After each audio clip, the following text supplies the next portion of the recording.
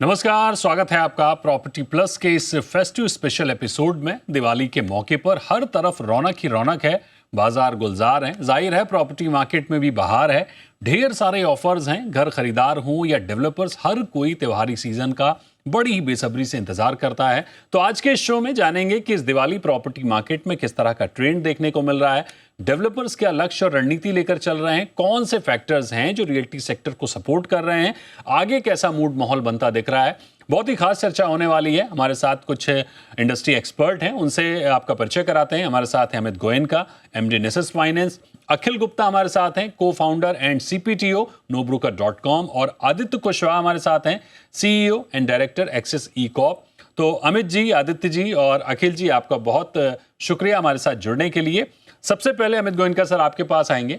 मुंबई में नवरात्रि के 9 दिन में हमने 5,199 घरों की बिक्री देखी। अक्टूबर में 11,861 घरों का रजिस्ट्रेशन हुआ। अभी क्रिसमस बाकी है, ये पूरा क्वार्टर कैसा जाने वाला है, आपका अनुमान क्या कहता है? नमस्कार। आप सबको दिवाली के पर्व पे बहुत बहुत शुभकामनाएं। और सबका बहुत ही शुभ दिवाली और नव वर्ष बीता होगा। थैंक यू ये सर। जो 9 महीने का जो आंकड़े निकल के आ रहे हैं, वो काफी स्वाभाविक है कि एमएमआर में अभी भी काफी दमखम बना हुआ है। आपने अभी भी आंकड़े बताए कि पिछले 2 महीने में काफी भारी भरकम सेल्स हुई है, अच्छी खासी रजिस्ट्रेशन हुई है और काफी भारी मात्रा में घरों की बिक्री हुई है। तो एमएमआर का ये जो ट्रेंड है ये बनता चला गया है। करीब 30 से 35% की ग्रोथ दिखती है क्वार्टर ऑन क्वार्टर। इस समय ऐसा अनुमान है करीब 1.5 से 2.25 लाख घर बिकेंगे एमएमआर में, जो एक हिस्टोरिक हाई होगा।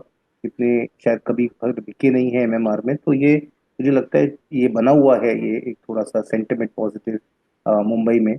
बाकी मार्केट्स में शायद थोड़ा सा अब हल्का सा स्लो डाउन या हल्की सी नमी आती दिखती है। मगर मुंबई में एक तो डेफिनेटली स्टॉक मार्केट को चलते हुए थोड़ा सा एक पॉजिटिव सेंटिमेंट है। हालांकि अब फिर पिछले अगले जो 2 महीने में इसमें ऐसी कोई भारी कंसर्न नहीं दिखती। मगर अभी जो वॉलेटिलिटी अपन ने स्टॉक मार्केट में देखी है पिछले 15 दिनों में, वो कुछ हल्का सा ये इशारा कर रही है कि थोड़ी सी कॉशियस लोग होने का संभावना है। थोड़ा सा लोग वेट एंड वॉच कर सकते हैं, क्योंकि इस करंट लेवल से प्राइस एस्केलेशन की बहुत ज़्यादा उम्मीद नहीं है। ऑलरेडी प्राइसेस काफ़ी ज़्यादा चढ़ चुके हैं और इनफैक्ट अब डिस्काउंट्स की और स्कीम्स की लोगों को इंतज़ार है कि क्या स्कीम में और क्या डिस्काउंट में और क्या ऑफर्स में घर खरीद सकते हैं। तो जो एक लिस्ट प्राइस है या जो एमआरपी है, उस पर अब सौदे होने मुश्किल हैं। अब जो भी होगा वो कहीं ना कहीं ऑफर बेस्ड होगा। हालांकि ये बात भी सच है कि ज़्यादा करके जो सेल्स है वो प्रख्यात और नामचीन डेवलपर्स के हक में जा रही है। मगर उनके लिए भी इतनी ज़्यादा इन्वेंट्री जो अब डेवलपमेंट में आई है, उसको निकालने के लिए, उसकी बिक्री करने के लिए कहीं ना कहीं स्कीम बेस्ड एंथुजियाज्म डेवलप करना ज़रूरी होगा। हमारा अभी भी आउटलुक काफ़ी पॉजिटिव है। एमएमआर में निवेश बना हुआ है काफ़ी हद तक। अभी भी ज़मीनें की बिक्री या जॉइंट डेवलपमेंट्स के तहत या रीडेवलपमेंट के तहत कई सारे नए प्रोजेक्ट्स उठाए जा रहे हैं, निवेश हो रहे हैं, लॉन्च हो रहे हैं। तो डेफिनेटली आउटलुक अभी भी पॉजिटिव है और थोड़ा क्वेश्चन आता दिखता है इस प्राइस लेवल पे। ठीक है, आउटलुक पॉजिटिव है। अखिल जी, आपके पास आएंगे। आपसे समझना चाहेंगे कि आपके पास ऑनलाइन प्रॉपर्टी ट्रांजैक्शन का भारी भरकम डेटा रहता है, तमाम शहरों का आपको हाल पता रहता है। किस तरह का ट्रेंड देखने को मिल रहा है आपको इस दिवाली? सबसे पहले happy Diwali to happy everyone. Diwali sir. तो दीपक जी, जैसा कि अभी अमित जी भी कह रहे थे, ट्रेंड अच्छा है। मतलब अगर हम पिछले महीने से भी कंपेयर करें, इस महीने जैसे नो ब्रोकर ने अभी हमने एक प्रॉपर्टी कार्निवल किया था, जहाँ पे मुंबई और बैंगलोर के अंदर हमने इनवाइट किया था कस्टमर्स को। तो हमने जो एंटिसिपेट किया था उससे 2.5 से 3 गुना ज़्यादा लोग आए। तो तकरीबन 2,000 वॉक इन्स हुए, जिसमें बहुत ज़्यादा उत्साह था प्रॉपर्टीज को लेके। और अभी आपको जैसे पता है कि अभी ready to move in entry inventory कुछ ज़्यादा खास अवेलेबल है नहीं मार्केट में। तो जो नए प्रोजेक्ट लॉन्चेस हुए हैं, लोग उसके लिए एक्साइटेड थे। ऑन द स्पॉट डील्स हुई हैं, और अभी हमें लग रहा है कि अगले हफ्ते से 10 दिन में हम करीब 100 से 125 डील और क्लोज करेंगे उस वॉक इन के अंदर से। तो उस लिहाज से अच्छा है मार्केट, डिमांड है। लोगों को रेडी टू मूव इन घर नहीं मिल रहे हैं। लोगों को अब समझ में आ रहा है कि सप्लाई आने वाली है, मार्केट के अंदर सप्लाई आ चुकी है। तो उसके लिए लोग उत्साह से घर खरीद रहे हैं और मोस्टली कंजम्पशन के लिए खरीद रहे हैं। और उसके साथ में जो अमित जी ने कहा वो बात भी बहुत सही है कि कोविड में जो प्राइस राइज हुए थे, क्योंकि सप्लाई बहुत कम थी और डिमांड बहुत ज्यादा थी, और जो स्टीप प्राइस राइज हुए थे जो बहुत सालों से ड्यू भी थे रियल स्टेट में, अब वो स्टेबलाइज होते हुए दिख रहे हैं। तो अभी अभी अगर हम आज से 2 3 4 क्वार्टर पहले जाएं तो हर क्वार्टर पे बिल्डर अपने फ्लैट के रेट्स बढ़ा दे रहे थे, 200 500 1000 रुपए स्क्वायर फीट से। अब वो वाला टाइम खत्म हो गया है, अब रेट स्टेबल हो रहे हैं। और जैसे जैसे मार्केट में सप्लाई आ रही है, ऑफर्स आएंगे, और डिस्काउंट पे भी डील्स होना चालू होंगी। बट ओवरऑल डिमांड की तरफ से बहुत अच्छा उत्साह बना हुआ है, और people are buying houses at this point of time. बिल्कुल उत्सव बना हुआ है। अमित जी की तरह आपको भी अच्छे संकेत नजर आ रहे हैं। आदित्य जी, मेन हाउसिंग में तो हम शानदार बिक्री का मोमेंटम देख रहे हैं, बात चाहे एनसीआर की हो, एमएमआर की हो। आपका सेगमेंट थोड़ा अलग हटकर है। बीते कुछ वर्षों में सेकंड होम या कहें हॉलीडे होम्स में हमने बेहतरीन रिस्पांस देखा है। फेस्टिव सीजन में आपका सेगमेंट कैसा रिस्पांस करता दिख रहा है? नमस्कार दीपक जी, सभी को दीपावली की शुभकामनाएं। आपको भी सर। सेकंड होम की जो मार्केट है ना, वो शुरू से ही कुछ इस तरीके से रही है कि लोगों ने रेंटल अर्निंग के लिए एक अपॉर्चुनिटी बनाई है। जितनी भी सेकंड होम मार्केट डेवलप हो रही है, तो ज़्यादातर कहीं ना कहीं एक रेंटल सेकंड मतलब एक वीकेंड होम खुद के लिए, और मीन वाइल एक रेंटल अपॉर्चुनिटीज के लिए बनी रहे। तो अभी अगर ट्रेंड भी देखा होगा तो सब जगह जितने भी हिल स्टेशन हैं या आउट स्टेशन हैं, जहाँ जहाँ हॉलीडे होम की मार्केट है, चाहे गोवा हो, चाहे जो है बैंगलोर का भी आजकल आउटस्कर्ट्स एरिया है, या जो बॉम्बे का करजत वगैरह है, दोबारा डिमांड में आ गया। करबत करजत एरिया में सारा दोबारा से डिमांड में आ गया। यहाँ मनाली के आसपास भी डिमांड में आ गया, ऊटी के आसपास पूरा डिमांड में आ गया। तो ये जो एरिया है, जो प्राइमरी हाउसिंग लोगों के बजट से ऊपर जा रहा था, लेकिन उनको इन्वेस्ट करना था, उनको किसी को 70 लाख 80 लाख रुपए इन्वेस्ट करना है, तो प्राइमरी मार्केट में अवेलेबल ही नहीं है। 1 करोड़ रुपए इन्वेस्ट करना है तो प्राइमरी मार्केट की अवेलेबिलिटी खत्म हो रही है। अब उन्हें इन्वेस्ट करना है, उनकी प्राइमरी रिक्वायरमेंट नहीं है हाउसिंग की, तो वो लोग अभी भी सेकंड हाउसिंग में एंटर कर रहे हैं, और एक अच्छा खासा ग्रोथ देखने को मिला उसे। पिछले 3 4 महीनों से तो लगातार ग्रोथ देखने को मिल रही है, क्योंकि इन्वेस्टर लॉबी तो वही है, सारे के सारे क्लाइंट वही है। ठीक है, उनको ये देखने को मिल रहा है कि जो प्राइमरी हाउसिंग में वो लोग पैसा नहीं अपना उस पर लगा पा रहे हैं, ठीक है, वो फिर वहां लगा रहे हैं।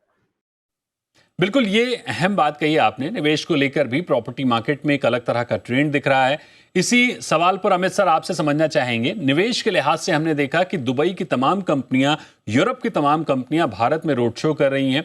जाहिर एप्रिसिएशन और रेंटल यील्ड भी बेहतर है उन मार्केट्स में। तो निवेश के लिए भारत के सेकेंड होम वर्सेस दुबई की प्रॉपर्टी, कहां निवेश और कहां फोकस ज्यादा अधिक है? दीपक जी, बहुत दो अलग अलग चीजें हैं।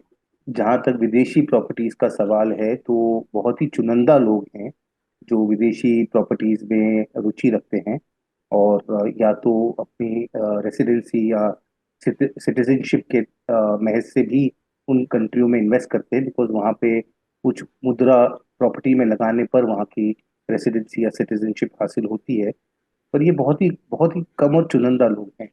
जहां तक ब्रॉडर मार्केट है सेकेंड होम का, डेफिनेटली ये काफी एक्सपैंड हुआ है, क्योंकि आपने विदेशी डेवलपर्स की बात की तो इमार ने काफी बड़े रूप में एक अलीबाग में सेकेंड होम प्रोजेक्ट लॉन्च किया हाल ही में, जिसका काफी भव्य रिस्पॉन्स रहा, काफी अच्छी बिक्री हुई सेकेंड होम के लिहाज से। तो आज भी अगर हम मास डिमांड देखें या एक पॉपुलिस्ट डिमांड देखें, तो भारत में सेकेंड होम की अब एक नई एक डिमांड उभरती दिखती है, जहाँ पे रेंटल यील्ड्स खास ना हो, मगर कैपिटल अप्रिसिएशन शायद हो पाएगा, ऐसी उम्मीद रखते हैं। स्पेशली अलीबाग जैसे लोकेशंस जहाँ पे अब इंफ्रास्ट्रक्चर का काफी बड़ी मात्रा में डेवलपमेंट हो पाया है। और जैसे डेवलपमेंट हो रहे हैं और जैसे आपके रोड और नेटवर्क और रेल नेटवर्क बढ़ रहे हैं इन लोकेशंस के तरफ, वहाँ पे प्राइस अप्रिसिएशन की उम्मीद अब दिखती है। इसके चलते जो नेटवर्क एरियाज हैं, जो मेजर ट्रंक इंफ्रास्ट्रक्चर एरियाज है, वहां पे सेकेंड होम की डेफिनेटली डिमांड दिख रही है, और ये प्राइस अप्रिसिएशन के लहज ही दिख रही है। रेंटल नीड्स पे कोई बहुत ज्यादा लोगों का फोकस नहीं रहेगा। जहां तक विदेशी प्रॉपर्टीज का सवाल है यूएई वगैरह में, तो डेफिनेटली वो एक और दूसरा बहुत ही उत्तम मार्केट है, जहाँ पे बहुत ज्यादा डिमांड है, बहुत अच्छा प्राइस अप्रिसिएशन हुआ है। मुंबई से काफी हद तक मिरर भी किया है उसने डिमांड और प्राइस अप्रिसिएशन, और ये बना रहेगा दोनों मार्केट्स में तो डेफिनेटली। मगर दोनों के अलग अलग पैरामीटर्स हैं, कंस्ट्रेंट्स भी हैं, क्योंकि विदेशी मुद्रा में घर खरीदना आसान नहीं है। एलआरएस पे लिमिटेशंस हैं कि आप कितना रुपया बाहर भेज सकते हैं, और लोन लेना भी मुश्किल है। ये सब चैलेंजेस इंडिया में नहीं आते। तो इसके लिए अच्छी खासी प्रॉपर्टी इंडिया में लेना अभी भी काफी आसान है, काफी सरल है। तो इंडिया का डिमांड बना रहेगा। अब अगर लोगों बिल्कुल। का रुख है, ट्रैवल कर रहे हैं तो देख रहे हैं कि और ऑप्शंस अगर बन पाते हैं तो कुछ विदेशी मुद्रा में अगर निवेश हो पाता है तो करेंगे, मगर ये बहुत बहुत लिमिटेड सेगमेंट है मार्केट का। ठीक है, आपका मानना है कि विदेश में प्रॉपर्टी खरीदने वालों का जो सेगमेंट है वो काफी लिमिटेड है। हालांकि पूरी तरह से इस पर जाएंगे तो चर्चा का रूट चेंज हो जाएगा। वापस एक बार फिर फेस्टिव सीजन पर लौटते हैं, फेस्टिव ट्रेंड पर लौटते हैं। अखिल जी, सेगमेंट वाइज अगर हम देखें तो लग्जरी, मिड, अफोर्डेबल का जो रेशियो है वो क्या कह रहा है? कहां अधिक हलचल दिख रही है इस फेस्टिव सीजन? बिल्कुल, आपने एकदम सही कहा। पहले लग्जरी में काफी डील्स हो रही थी, और देखिए आप, लग्जरी मार्केट है, बट इंडिया में अगर आप देखेंगे पिरामिड है, करेक्ट? तो हर आदमी लग्जरी खरीद नहीं सकता, और टॉप लोग जो हैं वही लग्जरी खरीदते हैं। और इस बार जो हम देख रहे हैं, जो डिमांड आ रही है वो 3 BHK और 1 BHK की आ रही है, जो कि काफी इंटरेस्टिंग है, क्योंकि 1 BHK जो लोग अभी जस्ट अपने जॉब में ज्वाइन किए हैं या पहला घर खरीदना चाह रहे हैं, क्योंकि अब घरों के रेट्स बढ़ चुके हैं, तो अगर 1 BHK मिल रहा है 60 लाख, 65 लाख, 50 लाख में, तो वो इन्वेस्ट कर रहे हैं। 3 BHK जो फैमिली में हैं लोग, और जिनकी शादी हो गई है, बच्चे हो रहे हैं, और वो अपने होम खरीदना चाह रहे हैं, तो अब लोग 3 BHK ज्यादा प्रेफर करने लगे हैं 2 BHK से पहले के मुकाबले। एरियाज जो हमको देखने में आ रहे हैं, बैंगलोर के अंदर ईस्ट बैंगलोर हो गया, जो व्हाइट फील्ड, बुद्धिगेरे वगैरह वाला एरिया हो गया, वहाँ पे काफी नए लॉन्चेस हुए हैं और वहाँ पे काफी अच्छी डिमांड है। मुंबई में, थाने में, नवी मुंबई के अंदर काफी डिमांड है। और गुड़गांव में, जैसा कि आपने कहा, आज भी सुपर लग्जरी प्रोजेक्ट लॉन्च होते हैं। अभी भी गोदरेज का एक प्रोजेक्ट आया है, DLF का प्रोजेक्ट आया है, जो कि एकदम सुपर लग्जरी है, और उनके लिए भी काफी अच्छी डिमांड है। तो डिमांड ओवरऑल पूरे सेक्टर के अंदर है, बट ज्यादा जो डिमांड है वो आपकी 1 BHK और 3 BHK में आ रही है। ठीक है, 1 बेडरूम और 3 बेडरूम की ज्यादा डिमांड है, लेकिन अफोर्डेबल हाउसिंग में थोड़ी गिरावट देखने को मिल रही है। आदित्य जी, आपसे सवाल यह होगा कि शेयर मार्केट में काफी उतार चढ़ाव देखने को मिल रहा है, सोना अपने ऑल टाइम हाई पर है, चांदी अलग ही चमक रही है। ऐसे में अगर निवेश के लिहाज से देखें तो लोग प्रॉपर्टी को कितनी प्राथमिकता दे रहे हैं? सेकेंड होम प्रॉपर्टी कैसा रिटर्न दे रही है?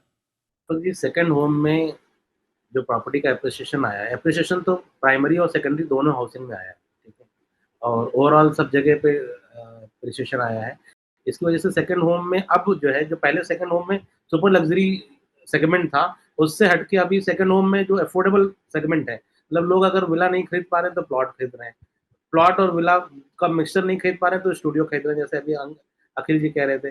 तो अभी जो सेकंड होम की डिमांड है वो मिक्स है, मतलब कहीं पर विला बिक रहा है, गोवा में विला बिक रहा है, तो उत्तराखंड में प्लॉटिंग डेवलपमेंट बिक रहा है। अलग अलग लोग जो है अलग अलग तरीके से इन्वेस्टमेंट कर रहे हैं सेकंड होम में।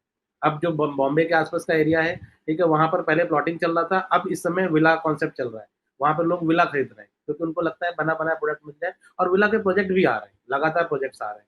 अच्छा, पहले सेकंड होम के साथ चैलेंज था कि पहले सेकंड होम में फाइनेंस की सुविधा उतनी उपलब्ध नहीं हुआ करती थी, बट पिछले 1 डेढ़ साल से सेकंड होम में भी फाइनेंसेस इजीली अवेलेबल हो गए, क्योंकि सेकंड होम की मार्केट पिछले 2-3 सालों से बहुत अच्छे ट्रैक पर आ गई है अचानक से। तो जो बैंक्स हैं उनको भी लगता है कि एक बड़ा अच्छा कंज्यूमर है जो उनको वहां पर मिल सकता है, तो ज्यादातर सेकंड होम कॉन्सेप्ट इस समय फंडेड भी चल रहा है, बैंक के सपोर्ट से चल रहा है। स्कीम्स भी हैं, बैंक की भी स्कीम है फेस्टिव सीजन को लेके कि उनकी प्रोसेसिंग फीस कम है, उनके जो है इंटरेस्ट रेट में अच्छे ऑप्शंस हैं, उनका टेन्योर भी क्लाइंट को अच्छा दे रहे हैं। तो जो इसकी पॉकेट है वो अच्छा लो ईएमआई में परचेज कर पा रहा है, क्योंकि उन्होंने टेन्योर को इंक्रीज कर दिया।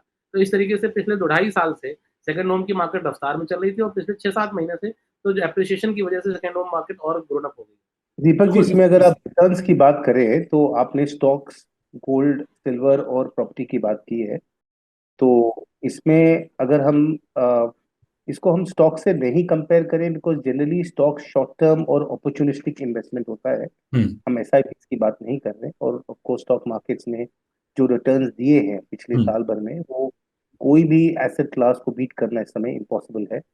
जहां तक गोल्ड, सिल्वर और प्रॉपर्टी का सवाल है, ये थोड़े से ज्यादा कंपेरेबल, बिकॉज इसमें महज ट्रेडिंग नहीं होती, लोग इन्वेस्ट करके काफी लंबे अरसे तक रखते हैं। अगर आप सेकेंड होम्स की बात करें तो मेरे अनुमान से, अगर हम प्लॉटिंग की भी बात करें, क्योंकि हमने बैंगलोर में, नॉर्थ में, इंदौर में, कई मार्केट्स में प्लॉटिंग डेवलपमेंट्स में इन्वेस्ट किया है, और हमने 30 से 50% की बढ़त देखी है प्राइसेस इस पीरियड में। अगर हम जो विलास की बात करें, बंगलोज की बात कर रहे हैं, जैसे मुंबई के आसपास में जो इलाके हैं, अलीबाग है, लोनावला, वहाँ पे 50 से 100% की भी बढ़त देखी है। जैसे वाह। अलीबाग में प्राइसेस ऑलमोस्ट डबल हो गए अलीबाग में। तो हम्म। इससे जो एक तिमाही में जो सौदे हुए हैं वो पिछले साल के कंपैरिजन में 50 to 75% हायर पे हुए हैं, और कई हम्म। प्लॉट्स जो हैं वो तो काफी ज्यादा मल्टीपल पे बिके हैं। तो हम्म। डेफिनेटली इस एसेट क्लास में भी काफी रन अप रहा है, हम्म। मगर सेलेक्ट मार्केट में। ऐसा नहीं है कि पैन इंडिया आपको ये ग्रोथ दिखेगी। Select exactly. मार्केट मैंने आपको बताया कि जहाँ पे इंफ्रास्ट्रक्चर ग्रोथ है, जहाँ पे ज्यादा लोगों का रुख बन रहा है, हम्म। वहाँ पे डेफिनेटली प्राइस एस्केलेशन। हमने जो प्लॉटेड डेवलपमेंट्स की भी बात हुई, हमने जी। अयोध्या और कई जगहों पे प्लॉटेड डेवलपमेंट्स भी देखे हैं। तो वहां पर भी हमने अच्छी खासी अप्रिसिएशन बनती हुई देखी है। लॉन्च प्राइस जो हुई थी जी। करीब 6 महीने पहले और आज में भी आज 30 से 40% का फर्क ऑलरेडी आ चुका है। तो अच्छा खासा गेन्स दिखा है हम्म। सेकेंड होम प्लॉटेड डेवलपमेंट और विलास में। मगर अब ये मार्केट भी अब मच्योर हो रहा है। हम्म। पर इसके लिए मैं ज्यादा कंपैरिजन ये मेटल कमोडिटीज और प्रॉपर्टी में करूंगा, क्योंकि दोनों में अच्छी खासी बढ़त रही है। ठीक तो है। इसके लिए दोनों तरफ रुचि रही है। छोटा बिल्कुल। निवेश जो गोल्ड और सिल्वर में जाता है, जो जी। बड़ा निवेश जो बाय एंड होल्ड का जो स्ट्रैटेजी है वो प्रॉपर्टी में। ठीक है, वैसे तो हर निवेश के अपने फायदे और नुकसान हैं। वो अलग बात है कि गोल्ड इन दिनों और सिल्वर इन दिनों अपनी चमक से निवेशकों को हैरान करता नजर आ रहा है। इस पर एक और खास चर्चा करेंगे, लेकिन यहाँ वक्त है एक छोटे से ब्रेक का। ब्रेक के बाद हाजिर होंगे और आपको इस चर्चा में फेस्टिव सीजन में और क्या कुछ खास हो रहा है बताने की कोशिश करेंगे।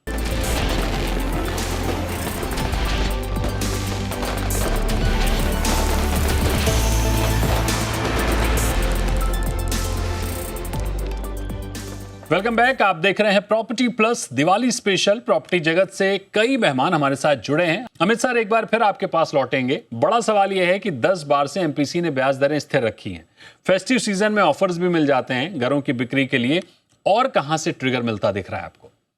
आई थिंक ट्रिगर तीन चीजें हैं। एक तो लोगों को जॉब सिक्योरिटी की इतनी चिंता नहीं है।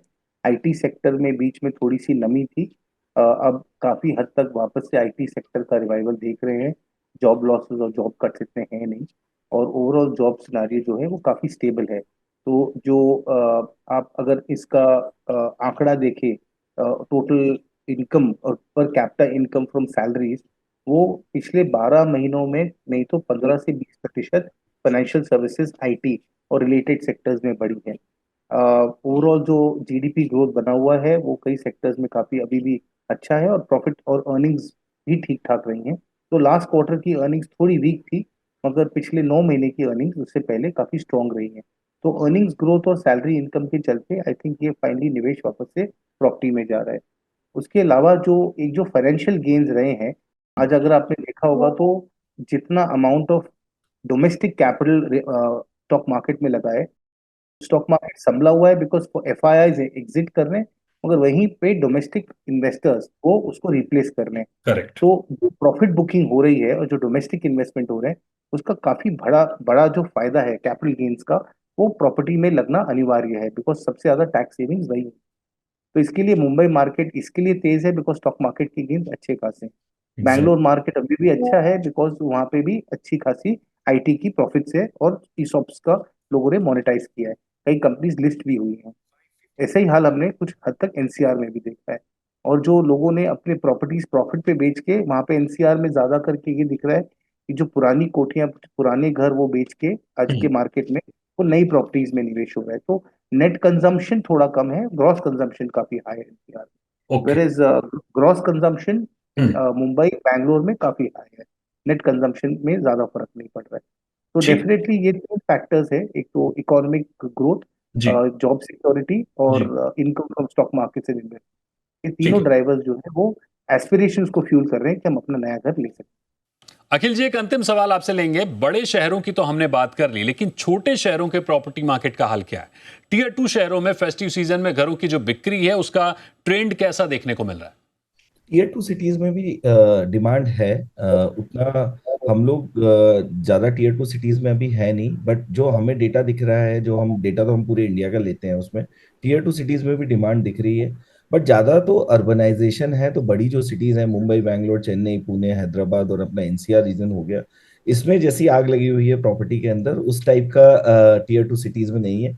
बड़ा स्पेसिफिक है, जैसे अयोध्या में बीच में प्लॉटिंग वगैरह आई थी, अयोध्या टूरिज्म के हिसाब से है तो वहां पे चल रहा है। जैसा कुशवाहा जी बोल रहे थे कि आपका अलीबाग मनाली वगैरह एरिया हो गया, जो सेकंड होम के लिए हो गया, वो वाला एरिया चल रहा है। तो it is depending on what exactly is thriving in that particular economy. Overall ऐसा कोई होमोजीनियस व्यू नहीं है कि सब टीयर 2 सिटीज के अंदर रियल एस्टेट बहुत अच्छा ग्रो कर रहा है। जिस तरीके का बिजनेस आ रहा है, जिस तरीके की ग्रोथ आ रही है, जिस तरीके की इनकम बढ़ी है, उस हिसाब से टीयर 2 सिटीज के अंदर भी ग्रोथ आ रही है। बट लोगों के पास पैसा होता है तो लोग रियल एस्टेट खरीदते हैं, ये एक फैक्ट है। और अब जो कि स्टॉक मार्केट ने पिछले 2-3 साल में अमेजिंग रिटर्न्स दिए हैं, और everything is cyclical, correct. Stock correct. Market भी अब थोड़ा इस बार टेम होगा। All the experts are saying कि नेक्स्ट फाइनेंशियल ईयर में रिटर्न, संवत ईयर में रिटर्न जी म्यूटेड होंगे।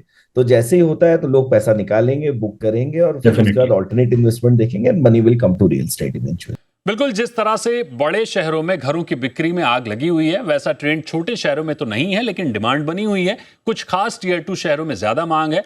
तो आज फेस्टिव सीजन में जो हमने समझने की कोशिश की कि रियल एस्टेट कैसे रिस्पॉन्स कर रहा है, बात चाहे प्राइमरी मार्केट की हो, बात चाहे सेकेंडरी मार्केट की हो, रियल्टी सेक्टर इस फेस्टिव सीजन में भी अपने शबाब पर है। नवरात्रि में जो हमने डेटा देखा, अक्टूबर में बिक्री के जो आंकड़े आए हैं, वो एक साफ संकेत दे रहे हैं कि घरों की डिमांड बनी हुई है। ट्रेंड पॉजिटिव है, जो आगे भी लगभग इसी तरह से कैरी ऑन होता दिख रहा है।